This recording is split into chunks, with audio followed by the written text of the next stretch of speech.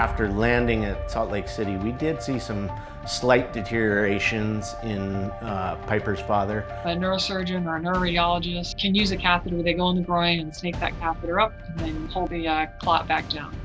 It's hard to predict the outcome with any definitive accuracy. Unfortunately, we still have that 10 to 20% of patients where we're just unsuccessful in getting the clot out. I got a call from the neurologist and the thrombectomy was unsuccessful.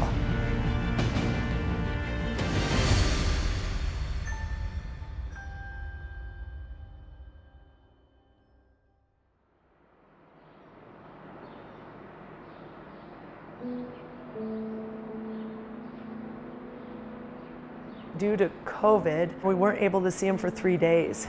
Piper had a friend who talked to a friend at the hospital, and Sunday they called us and said, "You can come in." We didn't know how he would be. I guess after his procedure, they expect a lot of brain swelling, and so they were just giving him neuro rest by keeping him intubated. On the 3rd day, they extubated him. And then they said you could come in, 2 of you for an hour, 1 of you for longer, but we both went, we stayed all day. I didn't know if he was gonna be left with what I saw him in the hospital or if he was gonna be much worse. And at first he was pretty groggy. It was definitely difficult seeing him, and I think it was really difficult for my mom to see him, so then that was difficult for me to watch both of them. His voice was barely audible. You know, he didn't look great, obviously, but he was still Bill. I guess what I could put my finger on now is that, oh, okay, life is going to get back to normal. Here's my daughter and wife now. All this is going to pass, you know. We've managed the acute stroke and we've gotten him on preventative therapies.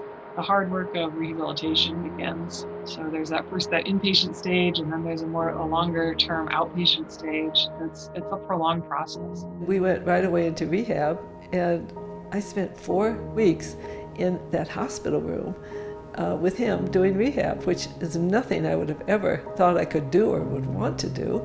And it was amazing how content I was doing that. I was really surprised. And they had an incredible PT program, and they really knew this stuff. And by working with it, I could see myself getting better incrementally. My dad spent 5 weeks at the University of Utah. He was transferred back to a skilled nursing facility here in Bozeman because he still needed significant rehab and therapies, which he'll need for the rest of his life.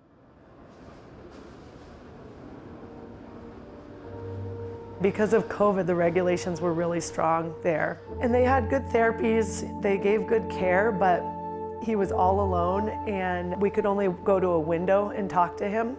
I'd ride my bike over there twice a day and talk to him and see him, but you know, it wasn't the same. I think he spent a total of 7 weeks at the skilled nursing facility here in town. And we'd have friends and family come to the window and talk to him, and then we'd all leave in a car and he was stuck there by himself.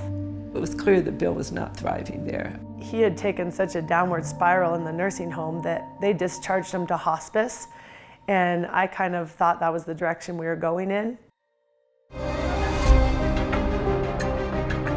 We felt like we had the resources to be able to make it work for him at home.